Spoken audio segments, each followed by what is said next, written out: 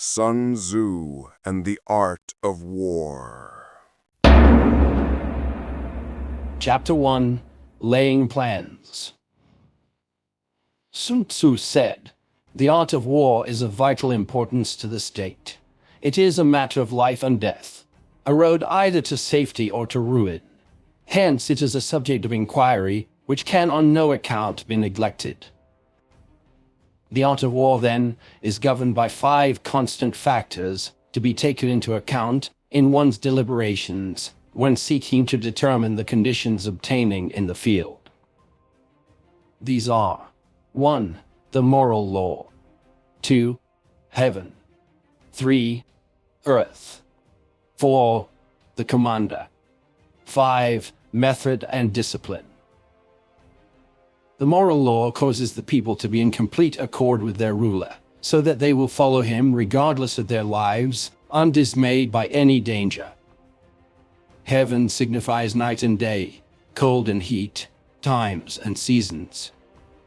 Earth comprises distances, great and small, danger and security, open ground and narrow passes, the chances of life and death.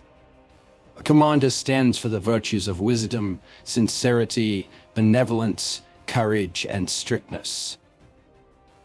By method and discipline are to be understood the marshalling of the army in its proper subdivisions, the graduations of rank among the officers, the maintenance of roads by which supplies may reach the army, and the control of military expenditure. These 5 heads should be familiar to every general. He who knows them will be victorious. He who knows them not will fail. Therefore, in your deliberations, when seeking to determine the military conditions, let them be made the basis of a comparison. In this wise: 1. Which of the 2 sovereigns is imbued with the moral law? 2. Which of the 2 generals has most ability? 3. With whom lie the advantages derived from heaven and earth? 4. On which side is discipline most rigorously enforced? 5. Which army is stronger? 6. On which side are officers and men more highly trained? 7. In which army is there the greater constancy, both in reward and punishment? By means of these 7 considerations, I can forecast victory or defeat. The general that hearkens to my counsel and acts upon it will conquer. Let such a one be retained in command. The general that hearkens not to my counsel, nor acts upon it, will suffer defeat. Let such a one be dismissed. While heeding the profit of my counsel, avail yourselves also of any helpful circumstances over and beyond the ordinary rules. Accordingly, as circumstances are favorable, one should modify one's plans. All warfare is based on deception. Hence, when able to attack, we must seem unable. When using our forces, we must seem inactive. When we are near, we must make the enemy believe we are far away. When far away, we must make him believe we are near. Hold out baits to entice the enemy, feign disorder, and crush him. If he is secure at all points, be prepared for him. If he is in superior strength, evade him. If your opponent is of choleric temper, seek to irritate him. Pretend to be weak, that he may grow arrogant. If he is taking his ease, give him no rest. If his forces are united, separate them. Attack him when he is unprepared. Appear where you are not expected. These military devices leading to victory must not be divulged beforehand. Now, the general who wins a battle makes many calculations in his temple ere the battle is fought. The general who loses a battle makes but few calculations beforehand. Thus, do many calculations lead to victory and few calculations to defeat. How much more no calculation at all? It is by attention to this point that I can foresee who is likely to win or lose. Chapter 2, Waging War. Sun Tzu said, In the operations of war, where there are in the field 1,000 swift chariots, as many heavy chariots, and 100,000 mail-clad soldiers, with provisions enough to carry them 1,000 li. The expenditure at home and at the front, including entertainment of guests, small items such as glue and paint, and some spent on chariots and armor, will reach the total of 1,000 ounces of silver per day. Such is the cost of raising an army of 100,000 men. When you engage in actual fighting, if victory is long in coming, then men's weapons will grow dull and their ardor will be damped. If you lay siege to a town, you will exhaust your strength. Again, as the campaign is protracted, the resources of the state will not be equal to the strain. Now, when your weapons are dulled, your ardor damped, your strength exhausted, and your treasure spent, other chieftains will spring up to take advantage of your extremity. Then no man, however wise, will be able to avert the consequences that must ensue. Thus, though we have heard of stupid haste in war, cleverness has never been seen associated with long delays. There is no instance of a country having benefited from prolonged war.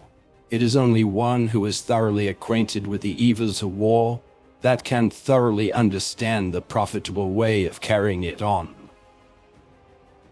The skillful soldier does not raise a second levy, neither are his supply wagons loaded more than twice. Bring war material with you from home, but forage on the enemy. Thus the army will have food enough for its needs. Poverty of the state exchequer causes an army to be maintained by contributions from a distance. Contributing to maintain an army at a distance causes the people to be impoverished. On the other hand, the proximity of an army causes prices to go up, and high prices cause the people's substance to be drained away. When their substance is drained away, the peasantry will be afflicted by heavy exactions. With this loss of substance and exhaustion of strength, the homes of the people will be stripped bare, and 3/10 of their income will be dissipated, while government expenses for broken chariots, worn-out horses, breastplates and helmets, bows and arrows, spears and shields, protective mantles, draft oxen and heavy wagons will amount to 4/10 of its total revenue. Hence, a wise general makes a point of foraging on the enemy. 1 cartload of the enemy's provisions is equivalent to 20 of one's own, and likewise, a single pickle from his provender is equal to 20 from one's own store. Now, in order to kill the enemy, our men must be roused to anger. That there may be advantage from defeating the enemy, they must have their rewards. Therefore, in chariot fighting, when 10 or more chariots have been taken, those should be rewarded who took the first. Our own flags should be substituted for those of the enemy, and the chariots mingled and used in conjunction with our own. The captured soldiers should be kindly treated and kept. This is called using the conquered foe to augment one's own strengths. In war, then, let your great object be victory, not lengthy campaigns. Thus it may be known that the leader of armies is the arbiter of the people's fate, the man on whom it depends whether the nation shall be in peace or in peril. Chapter 3. Attack by Stratagem. Sun Tzu said, "In the practical art of war, the best thing of all is to take the enemy's country whole and intact. To shatter and destroy it is not so good. So too, it is better to recapture an army entire than to destroy it, to capture a regiment, a detachment, or a company entire than to destroy them. Hence, to fight and conquer in all your battles is not supreme excellence. Supreme excellence consists in breaking the enemy's resistance without fighting." Thus, the highest form of generalship is to balk the enemy's plans. The next best is to prevent the junction of the enemy's forces. The next in order is to attack the enemy's army in the field, and the worst policy of all is to besiege walled cities.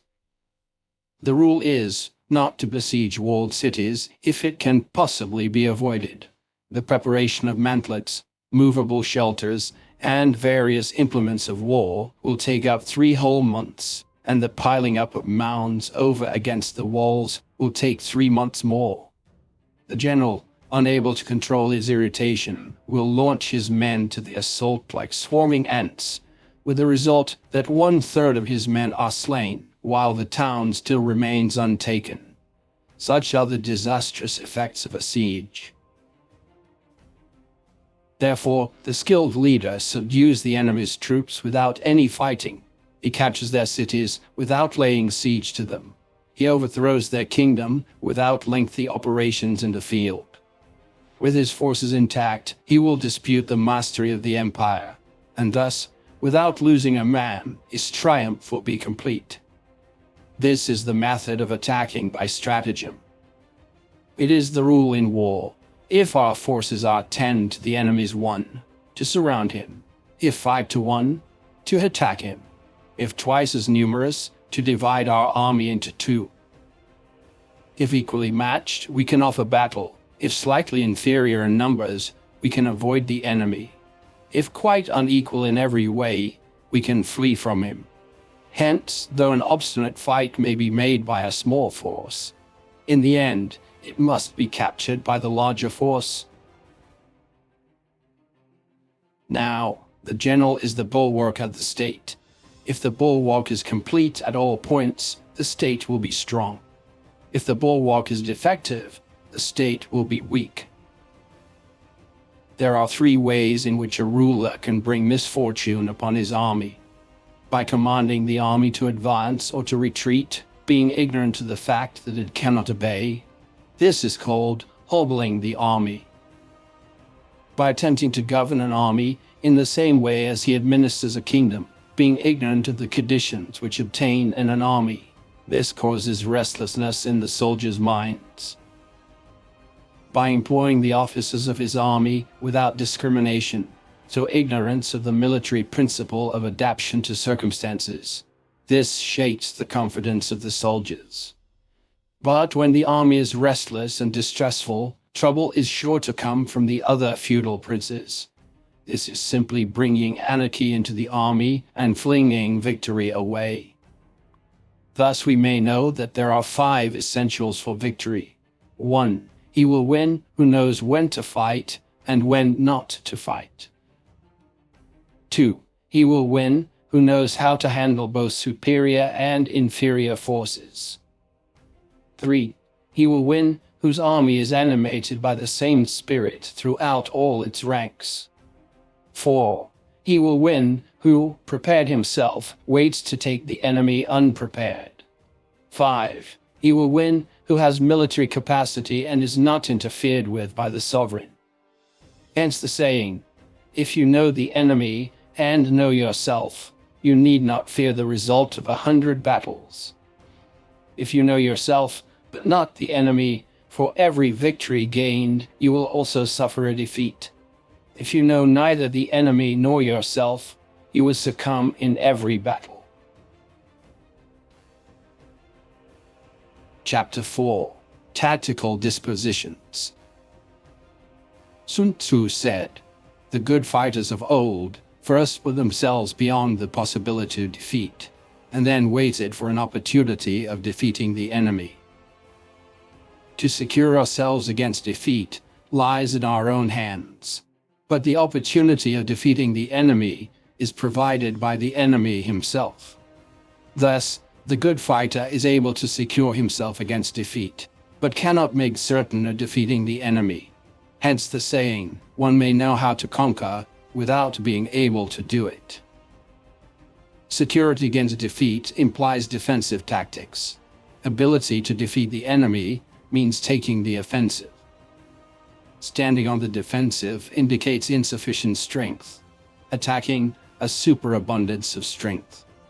The general who is skilled in defense hides in the most secret recesses of the earth. He who is skilled in attack flashes forth from the topmost heights of heaven. Thus, on one hand, we have ability to protect ourselves. On the other, a victory that is complete. To see victory only when it is within the ken of the common herd is not the acme of excellence. Neither is it the acme of excellence if you fight and conquer, and the whole empire says, "Well done." To lift an autumn hair is no sign of great strength. To see the sun and moon is no sign of sharp sight. To hear the noise of thunder is no sign of a quick ear. What the ancients called a clever fighter is one who not only wins, but excels in winning with ease. Hence his victories bring him neither reputation for wisdom nor credit for courage. He wins his battles by making no mistakes. Making no mistakes is what establishes the certainty of victory, for it means conquering an enemy that is already defeated. Hence, the skillful fighter puts himself into a position which makes defeat impossible, and does not miss the moment for defeating the enemy.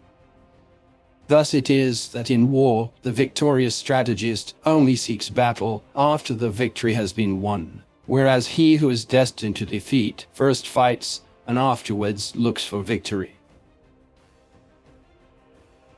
The consummate leader cultivates the moral law and strictly adheres to method and discipline. Thus it is in his power to control success. In respect to military method, we have, firstly, measurement, secondly, estimation of quantity, thirdly, calculation, fourthly, balancing of chances, fifthly, victory. Measurement owes its existence to earth, estimation of quantity to measurement, calculation to estimation of quantity, balancing of chances to calculation, and victory to balancing of chances. A victorious army, opposed to a routed one, is as a pound's weight placed in a scale against a single grain. The onrush of a conquering force is like the bursting of pent-up waters into a chasm 1,000 fathoms deep. Chapter 5. Energy. Sun Tzu said, "The control of a large force is the same principle as the control of a few men. It is merely a question of dividing up their numbers." Fighting with a large army under your command is no wise different from fighting with a small one. It is merely a question of instituting signs and signals. To ensure that your whole host may withstand the brunt of the enemy's attack and remain unshaken, this is effected by maneuvers direct and indirect. Then the impact of your army may be like a grindstone dashed against an egg. This is effected by the science of weak points and strong. In all fighting, the direct method may be used for joining battle, but indirect methods will be needed in order to secure victory. Indirect tactics, efficiently applied, are inexhaustible as heaven and earth, unending as the flow of rivers and streams. Like the sun and moon, they end, but to begin anew. Like the four seasons, they pass away to return once more. There are not more than 5 musical notes, yet the combinations of these 5 give rise to more melodies than can ever be heard. There are not more than 5 primary colors: blue, yellow, red, white, black. Yet in combination, they produce more hues than can ever be seen. There are not more than 5 cardinal tastes: sour, acrid, salt, sweet, bitter. Yet combinations of them yield more flavors than can ever be tasted. In battles, there are not more than 2 methods of attack, the direct and the indirect. Yet these 2 in combination give rise to an endless series of maneuvers. The direct and the indirect lead on to each other in turn. It is like moving in a circle. You never come to an end. Who can exhaust the possibilities of their combination? The onset of troops is like the rush of a torrent, which will even roll stones along in its course. The quality of decision is like the well-timed swoop of a falcon, which enables it to strike and destroy its victim. Therefore, the good fighter will be terrible in his onset and prompt in his decision. Energy may be likened to the bending of a crossbow. decision to the releasing of a trigger. Amid the turmoil and tumult of battle, there may be seeming disorder, and yet no real disorder at all. Amid confusion and chaos, your array may be without head or tail, yet it will be proof against defeat. Simulated disorder postulates perfect discipline. Simulated fear postulates courage. Simulated weakness postulates strength. Hiding order between the cloak of disorder is simply a question of subdivision. Concealing courage under a show of timidity presupposes a fund of latent energy. Masking strength with weakness is to be effected by tactical dispositions. Thus, one who is skillful at keeping the enemy on the move maintains deceitful appearances according to which the enemy will act. He sacrifices something that the enemy may snatch at. By holding out baits, he keeps him on the march. Then, with a body of picked men, he lies in wait for him. The clever combatant looks to the effect of combined energy and does not require too much from individuals. Hence his ability to pick out the right men and utilize combined energy. When he utilizes combined energy, his fighting men become, as it were, like unto rolling logs or stones. Forge is in the nature of a log or a stone to remain motionless on level ground, and to move when on a slope. If four-cornered, to come to a standstill, but if round-shaped, to go rolling down. Thus the energy developed by good fighting men is as the momentum of a round stone rolled down a mountain thousands of feet in height. So much on the subject of energy. Chapter 6. Weak Points and Strong. Sun Tzu said, "Whoever is first in the field and awaits the coming of the enemy will be fresh for the fight. Whoever is second in the field and has to hasten to battle will arrive exhausted." Therefore the clever combatant imposes his will on the enemy, but does not allow the enemy's will to be imposed on him. By holding out advantages to him, he can cause the enemy to approach of his own accord. Or, by inflicting damage, he can make it impossible for the enemy to draw near. If the enemy is taking his ease, he can harass him. If well supplied with food, he can starve him out. If quietly encamped, he can force him to move. Appear at points which the enemy must hasten to defend. March swiftly to places where you are not expected. An army may march great distances without distress if it marches through country where the enemy is not. You can be sure of succeeding in your attacks if you only attack places which are undefended. You can ensure the safety of your defense if you only hold positions that cannot be attacked.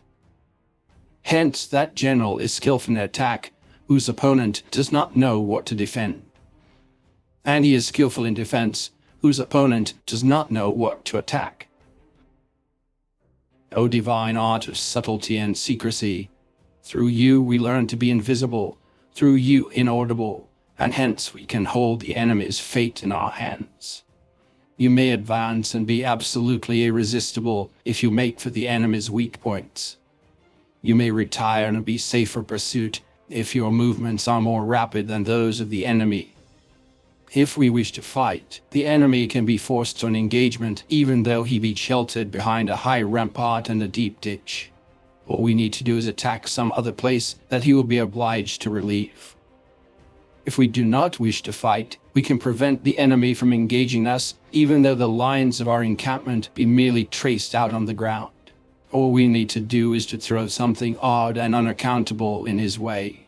By discovering the enemy's dispositions and remaining invisible ourselves, we can keep our forces concentrated while the enemy's must be divided. We can form a single united body while the enemy must split up into fractions.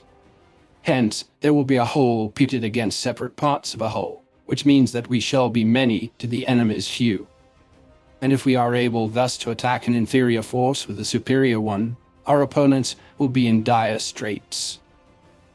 The spot where we intend to fight must not be made known, for then the enemy will have to prepare against a possible attack at several different points.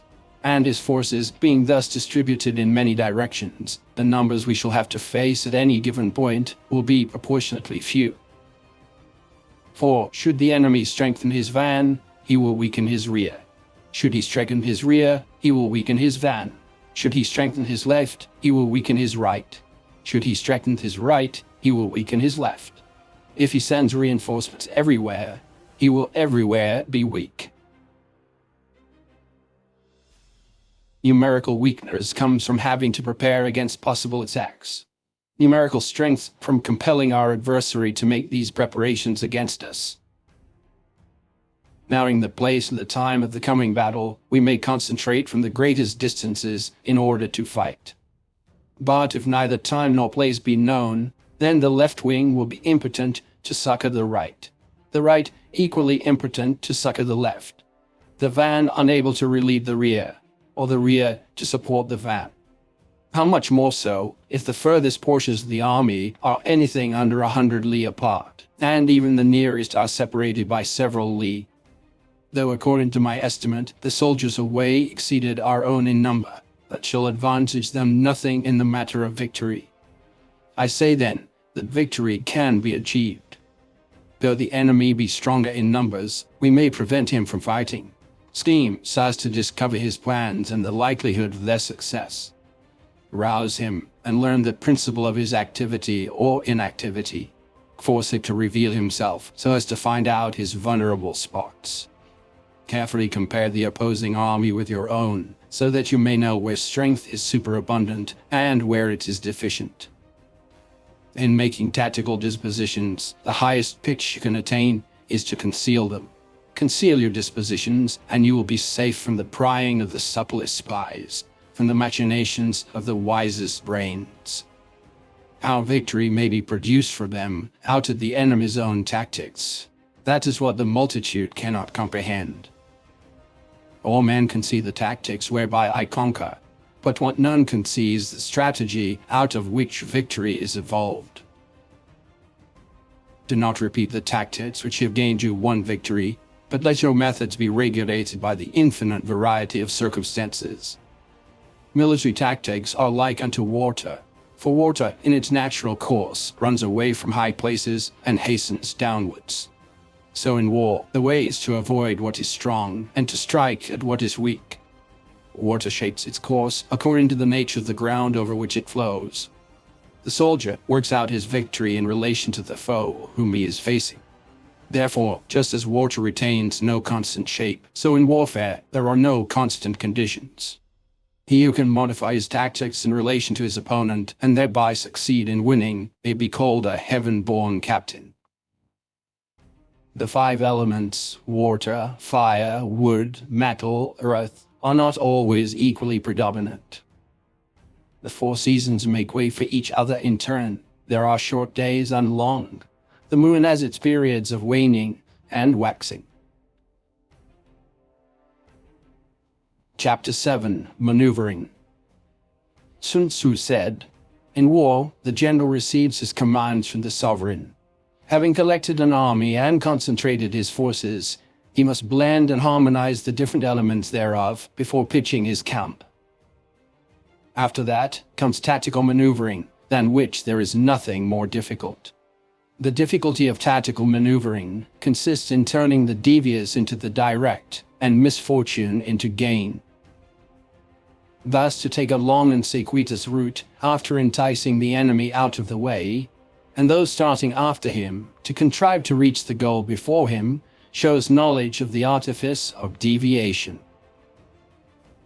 Maneuvering with an army is advantageous, with an undisciplined multitude, most dangerous. If you set a fully equipped army in march in order to snatch an advantage, the chances are that you will be too late. On the other hand, to detach a flying column for the purpose involves the sacrifice of its baggage and stores. Thus, if you order your men to roll up their buff coats and make forced marches without halting day or night, covering double the usual distance at a stretch, doing 100 li in order to wrest an advantage, the leaders of all your 3 divisions will fall into the hands of the enemy. The stronger men will be in front, the jaded ones will fall behind, and on this plan, only 1/10 of your army would reach its destination. If you march 50 li in order to outmaneuver the enemy, You will lose the leader of your first division, and only half your force will reach the goal. If you march 30 li with the same object, 2/3 of your army will arrive. We may take it then that an army without its baggage train is lost. Without provisions, it is lost. Without bases of supply, it is lost. We cannot enter into alliance until we are acquainted with the designs of our neighbors. We are not fit to lead an army on the march unless we are familiar with the face of the country, its mountains and forests, its pitfalls and precipices, its marshes and swamps. We shall be unable to turn natural advantage to account unless we make use of local guides. In war, practice dissimulation and you will succeed. Whether to concentrate or to divide your troops must be decided by circumstances. Let your rapidity be that of the wind, your compactness that of the forest. In raiding and plundering, be like fire. Immovability is like a mountain. Let your plans be dark and impenetrable as night, and when you move, fall like a thunderbolt. When you plunder a countryside, let the spoil be divided amongst your men. When you capture new territory, cut it up into allotments for the benefit of the soldiery. Ponder and deliberate before you make a move. You will conquer who has learned the artifice of deviation.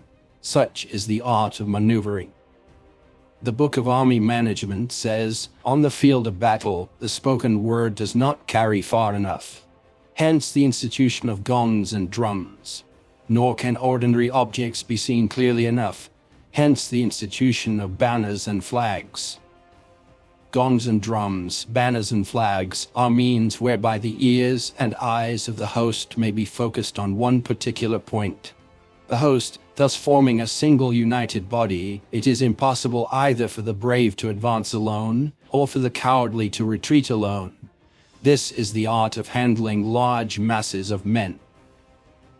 In night fighting, then, make much use of signal fires and drums, and in fighting by day, of flags and banners, as a means of influencing the ears and eyes of your army.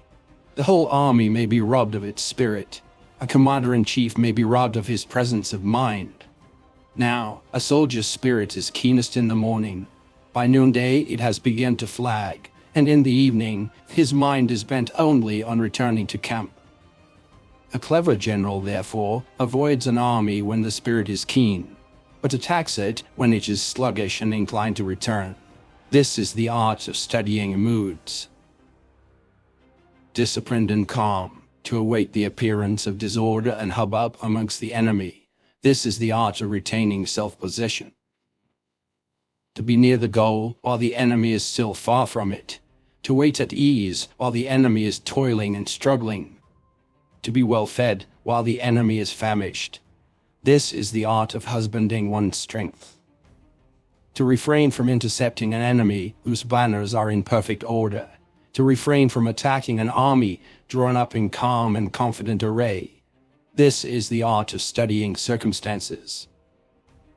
It is a military axiom not to advance uphill against the enemy, nor to oppose him when he comes downhill. Do not pursue an enemy who simulates flight. Do not attack soldiers whose temper is keen. Do not swallow bait offered by the enemy. Do not interfere with an army that is returning home. When you surround an army, leave an outlet free. Do not press a desperate foe too hard. Such is the art of warfare.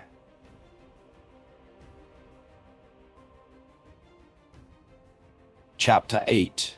Variation in Tactics.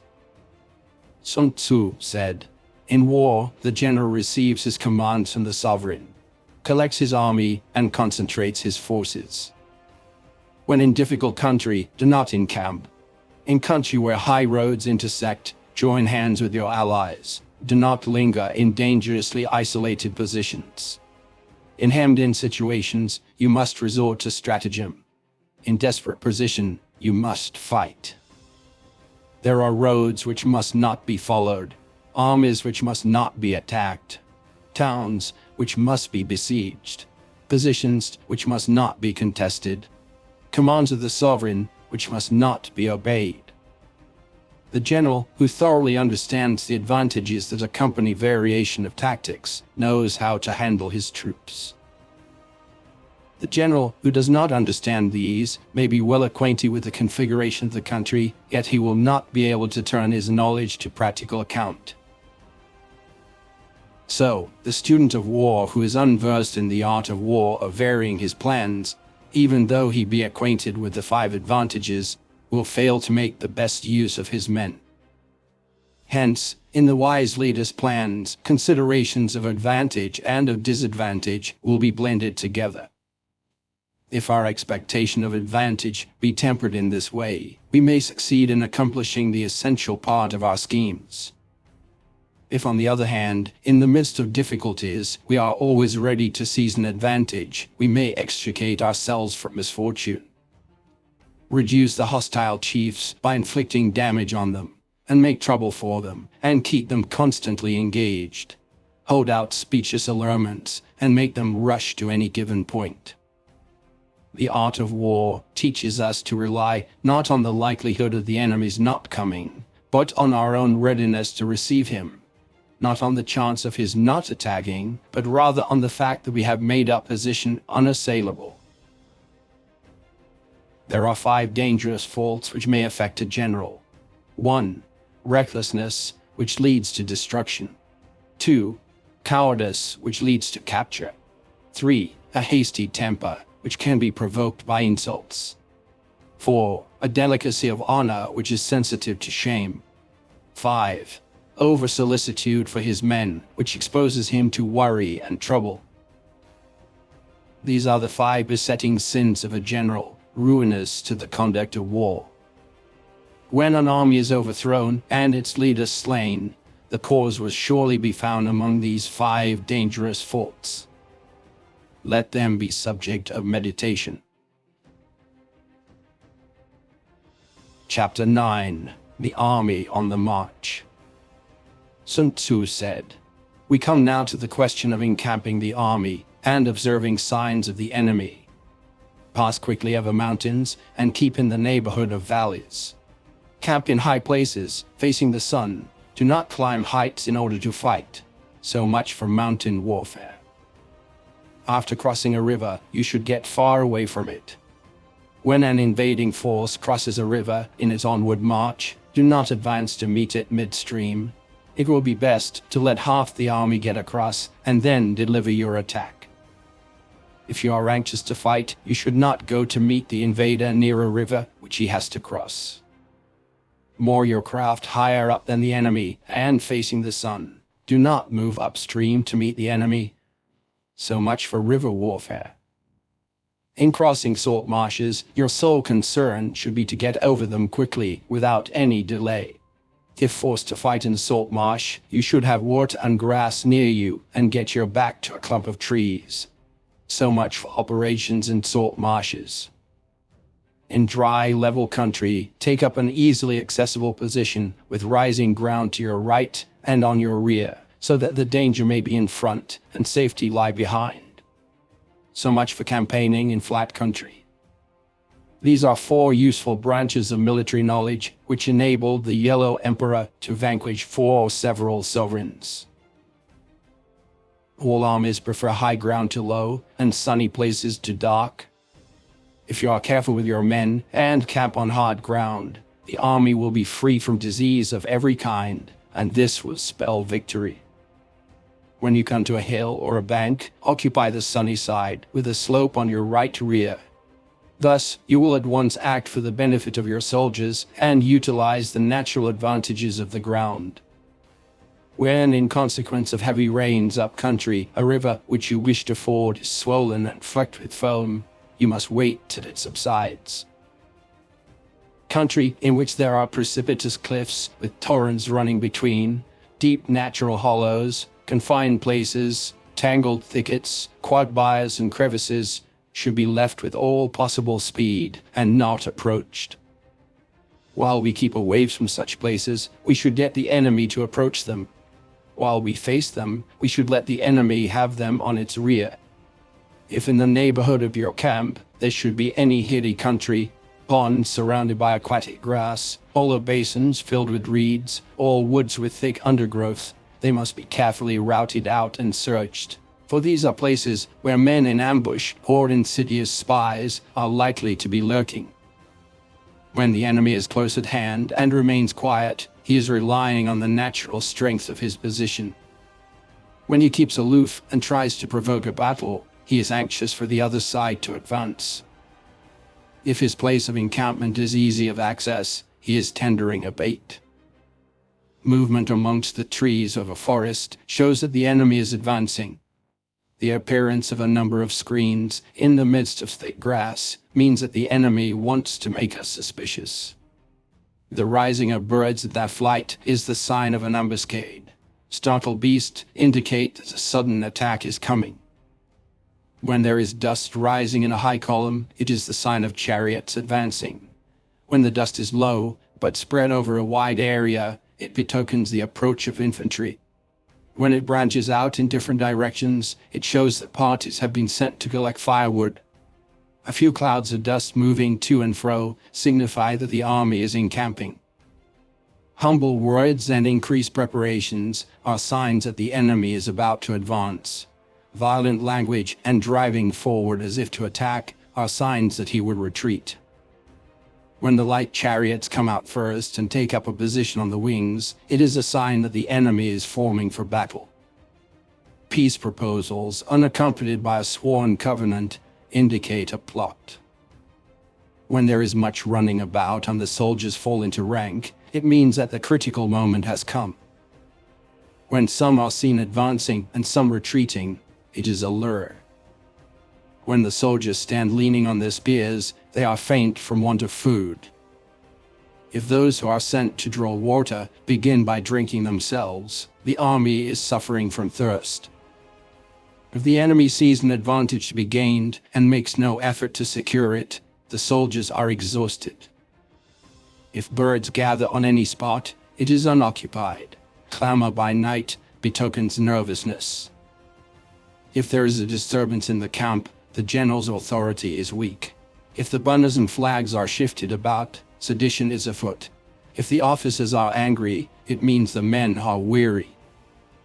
When an army feeds its horses with grain and kills its cattle for food, and when the men do not hang their cookie pots over the campfires, showing that they will not return to their tents, you may know that they are determined to fight to the death. The sign of men whispering together in small knots or speaking in subdued tones points to disaffection amongst the rank and file. Too frequent rewards signify that the enemy is at the end of his resources. Too many punishments betray a condition of dire distress. To begin by bluster, but afterwards to take fright at the enemy's numbers, shows a supreme lack of intelligence. When envoys are sent with compliments in their mouths, it is a sign that the enemy wishes for a truce. If the enemy's troops march up angrily and remain facing ours for a long time without either joining battle or taking themselves off again, the situation is one that demands great vigilance and circumspection. If our troops are no more in numbers than the enemy, that is amply sufficient. It only means that no direct attack can be made. What we can do is simply to concentrate all our available strengths, keep a close watch on the enemy, and obtain reinforcements. He who exercises no forethought but makes light of his opponents is sure to be captured by them. If soldiers are punished before they have grown attached to you, they will not prove submissive, and, unless submissive, then will be practically useless. If, when soldiers have become attached to you, punishments are not enforced, they will still be useless.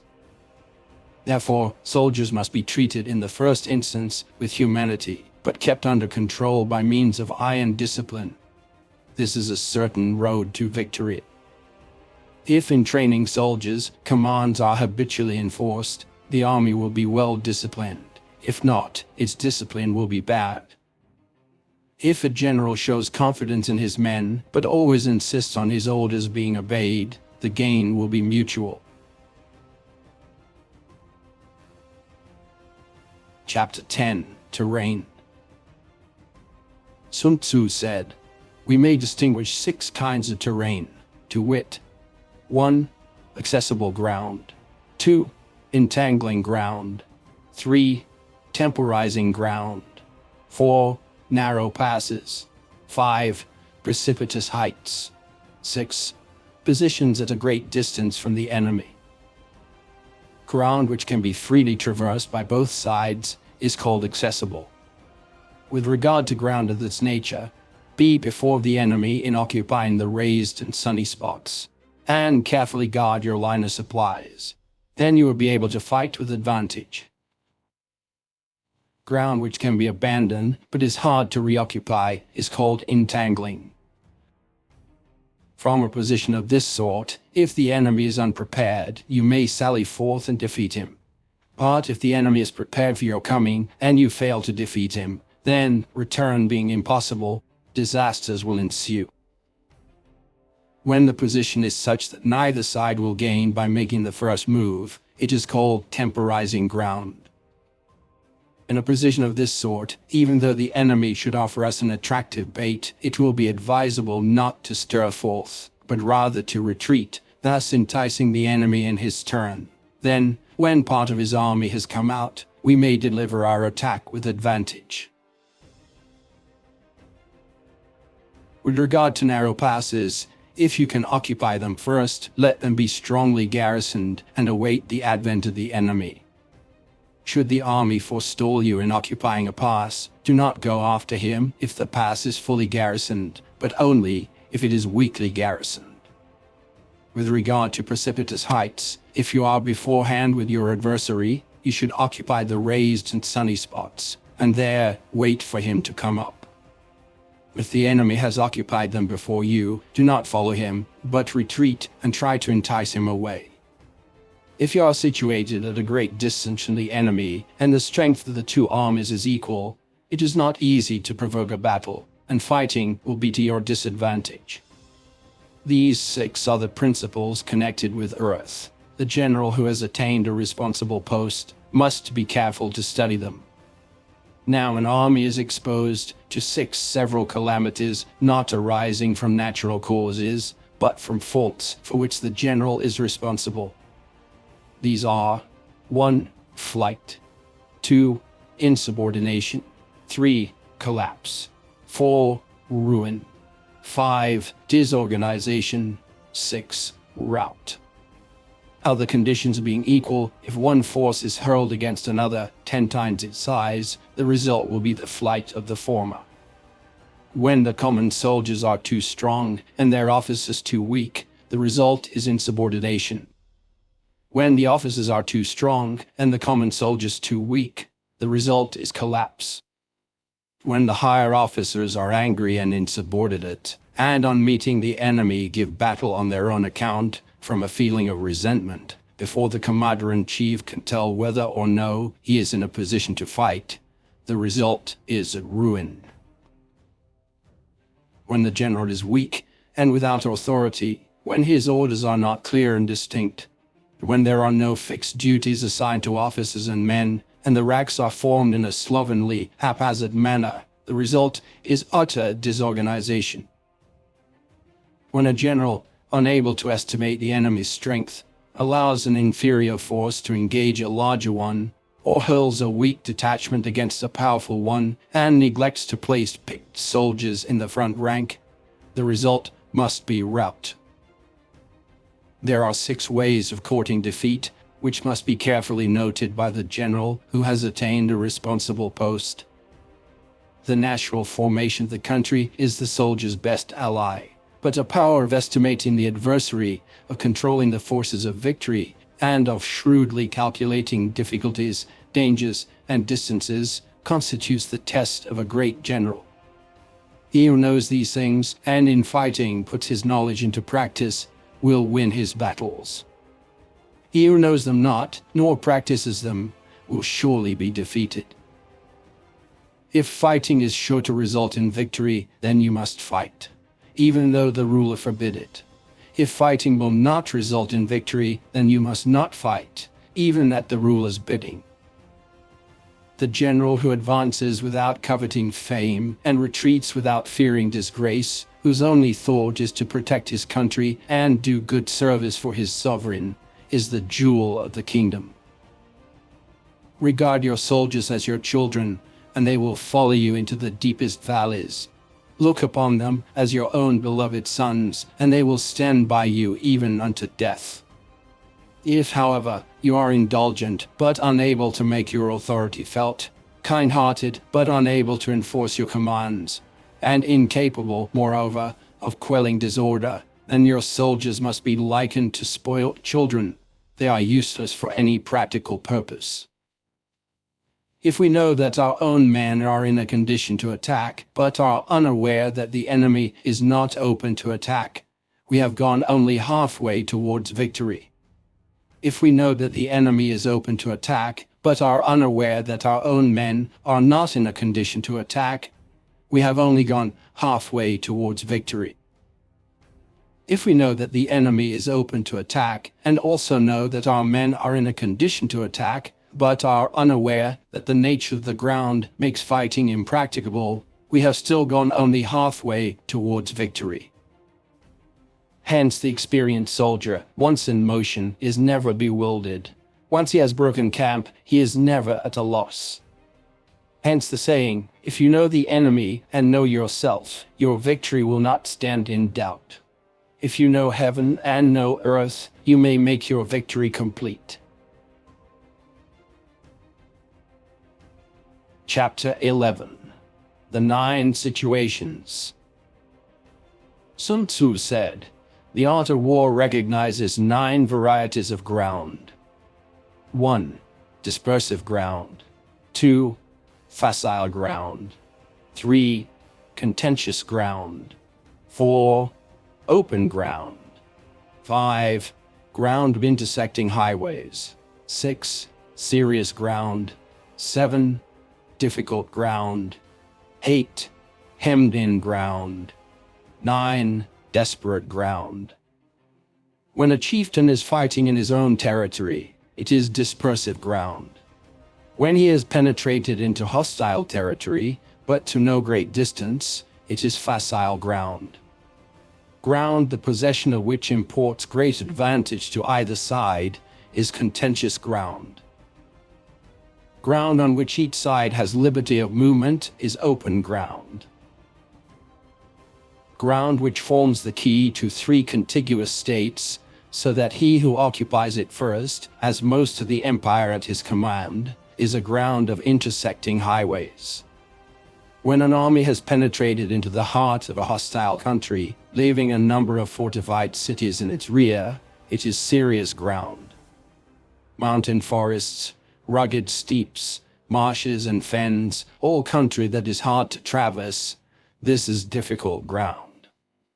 Ground which is reached through narrow gorges, and from which we can only retire by tortuous paths, so that a small number of the enemy would suffice to crush a large body of our men. This is hemmed-in ground. Ground on which we can only be saved from destruction by fighting without delay is desperate ground. On dispersive ground, therefore, fight not. On facile ground, halt not. On contentious ground, attack not. On open ground, do not try to block the enemy's way. On the ground of intersecting highways, join hands with your allies. On serious ground, gather in plunder. In difficult ground, keep steadily on the march. On hemmed-in ground, resort to stratagem. On desperate ground, fight. Those who are called skillful leaders of old knew how to drive a wedge between the enemy's front and rear to prevent cooperation between his large and small divisions, to hinder the good troops from rescuing the bad, the officers from rallying their men. When the enemy's men were united, they managed to keep them in disorder. When it was to their advantage, they made a forward move. When otherwise, they stopped still. If asked how to cope with a great host of the enemy in orderly array and on the point of marching to the attack, I should say, begin by seizing something which your opponent holds dear.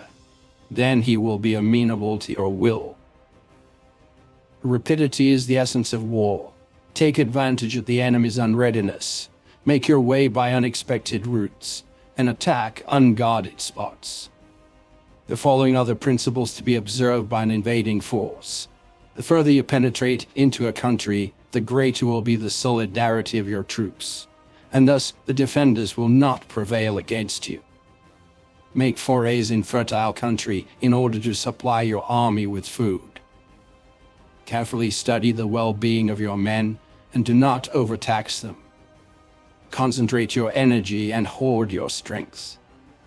Keep your army continually on the move and devise unfathomable plans. Throw your soldiers into positions whence there is no escape, and they will prefer death to flight. If they will face death, there is nothing they may not achieve. Officers and men alike will put forward their uttermost strength. Soldiers, when in desperate straits, lose the sense of fear. If there is no place of refuge, they will stand firm. If they are in hostile country, they will show a stubborn front. If there is no help for it, they will fight hard. Thus, without waiting to be marshaled, the soldiers will be constantly on the qui-vive, without waiting to be asked. They will do your will without restrictions. They will be faithful without giving orders. They can be trusted.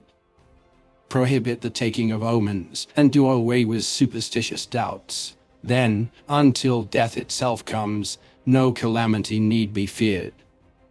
If our soldiers are not overburdened with money, it is not because they have a distaste for riches. If their lives are not unduly long, it is not because they are disinclined to longevity. On the day they are ordered out to battle, your soldiers may weep. Those sitting up, bedewing their garments, and those lying down, letting the tears run down their cheeks. But let them once be brought to bay, and they will display the courage of a Chu or a Kui. The skillful tactician may be likened to the shuaijian. Now the shuaijian is a snake that is found in the Cheong Mountains. Strike at its head, and you will be attacked by its tail.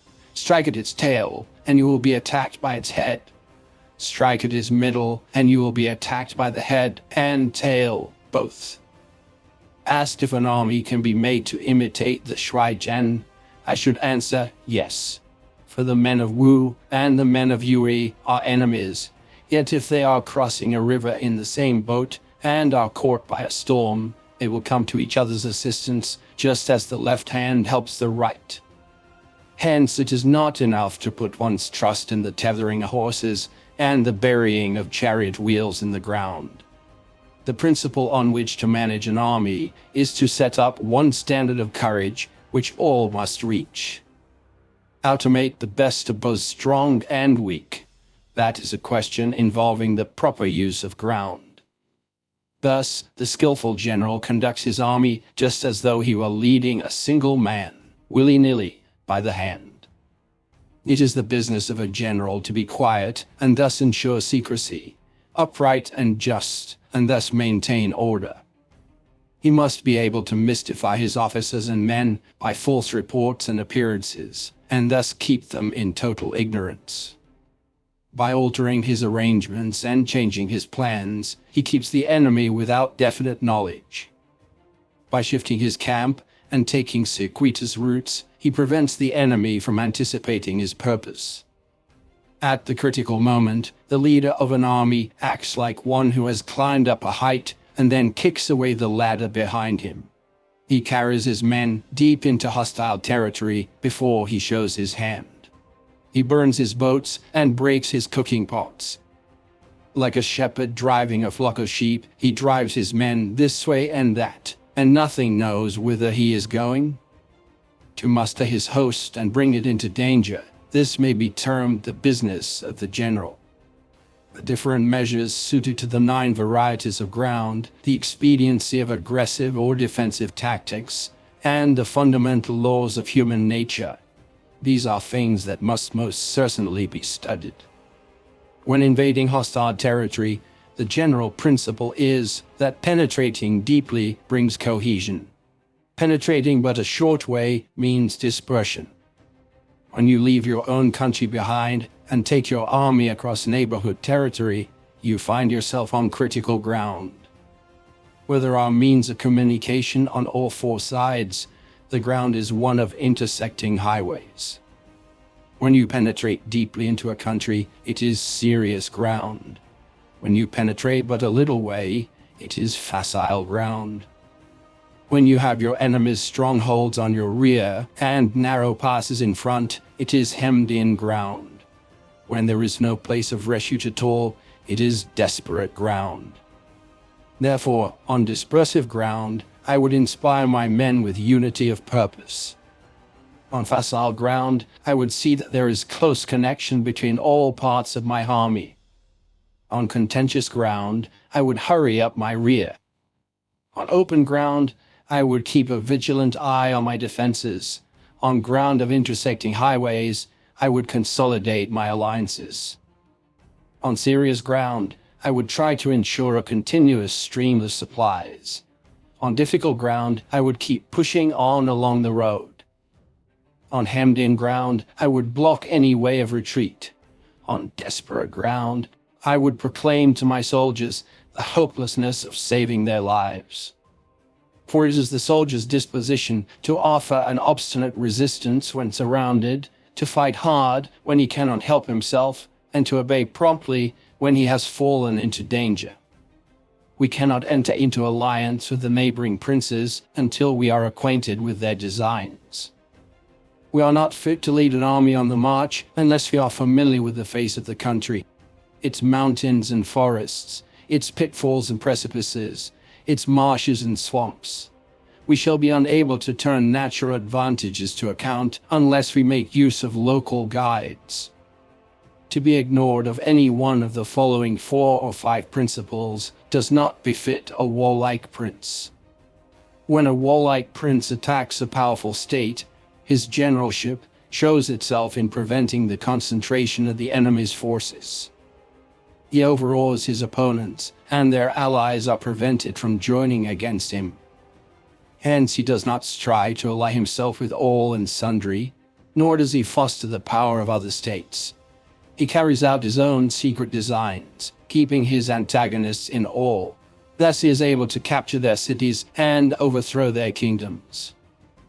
Bestow rewards without regard to rule. Issue orders without regard to previous arrangements, and you will be able to handle a whole army as though you had to do it with but a single man. Confront your soldiers with the deed itself. Never let them know your design. When the outlook is bright, bring it before their eyes, but tell them nothing when the situation is gloomy. Place your army in deadly peril, and it will survive. Plunge it into desperate straits, and it will come off in safety. For it is precisely when a force has fallen into harm's way that it is capable of striking a blow for victory. Success in warfare is gained by carefully accommodating ourselves to the enemy's purpose. By persistently hanging on to the enemy's flank, we shall succeed in the long run in killing the commander-in-chief. This is called ability to accomplish a thing by sheer cunning. On the day that you take up your command, block the frontier passes, destroy the official tallies, and stop the passage of all emissaries. Be stern in the council chamber so that you may control the situation. If the enemy leaves the door open, you must rush in. Forestall your opponent by seizing what he holds dear, and subtly contrive to time his arrival on the ground. Walk in the path defined by rule, and accommodate yourselves to the enemy until you can fight a decisive battle. At first, then, exhibit the coyness of a maiden until the enemy gives you an opening. Afterwards, emulate the rapidity of a running hare, and it will be too late for the enemy to oppose you. Chapter 12. The Attack by Fire. Sun Tzu said, "There are 5 ways of attacking with fire. The first is to burn the soldiers in their camp. The second is to burn stores. The third is to burn baggage trains. The fourth is to burn arsenals and magazines. The fifth is to hurl dropping fire amongst the enemy." In order to carry out an attack, we must have means available. The material for raising fire should always be kept in readiness. There is a proper season for making attacks with fire, and special days for starting a conflagration. The proper season is when the weather is very dry. The special days are those when the moon is in the constellations of the sieve, the wall, the wing, or the crossbar. For these four are all days of rising wind. In attacking with fire, one should be prepared to meet 5 possible developments. When fire breaks out inside the enemy's camp, respond at once with an attack from without. If there is an outbreak of fire, but the enemy's soldiers remain quiet, bide your time and do not attack. When the force of the flames has reached its height, follow up with an attack, if that is practicable. If not, stay where you are. If it is possible to make an assault with fire from without, do not wait for it to break out within, but deliver your attack at a favorable moment. When you start a fire, be to windward of it. Do not attack from the leeward. A wind that rises in the daytime lasts long, but the night breeze soon falls. In every army, the 5 developments connected with fire must be known, the movements of the stars calculated, and a watch kept for the proper days. Hence, those who use fire as an aid to the attack show intelligence. Those who use water as an aid to the attack gain an accession of strength. By means of water, an enemy may be intercepted, but not robbed of all his belongings. Unhappy is the fate of one who tries to win his battles and succeed in his attacks without cultivating the spirit of enterprise, for the result is a waste of time and general stagnation. Hence the saying, the enlightened ruler lays his plans well, the good general cultivates his resources. Move not until you see an advantage. Use not your troops unless there is something to be gained. Fight not unless the position is critical. No ruler should put troops into the field merely to gratify his own spleen. No general should fight a battle simply out of pique. If it is to your advantage, make a forward move. If not, stay where you are. Anger may in time change to gladness, vexation may be succeeded by content. But a kingdom that has once been destroyed can never come back again into being, nor can the dead ever be brought back to life. Hence the enlightened ruler is heedful, and the good general full of caution. This is the way to keep a country at peace and an army intact. Chapter 13. The Use of Spies. Sun Tzu said, "Raising a host of 100,000 men and marching them great distances entails heavy loss on the people and a drain of the resources of the state. The daily expenditure will amount to 1,000 ounces of silver. There will be commotion at home and abroad, and men will drop down exhausted on the highways. As many as 700,000 families will be impeded in their labor. Hostile armies may face each other for years, striving for the victory which is decided in a single day.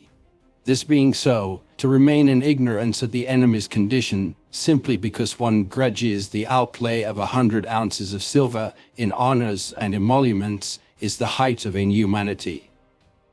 One who acts thus is no leader of men, no present help to his sovereign, no master of victory.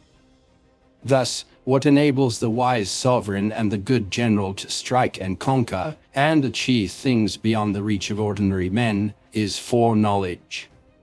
Now this foreknowledge cannot be elicited from spirits. It cannot be obtained inductively from experience, nor by any deductive calculation.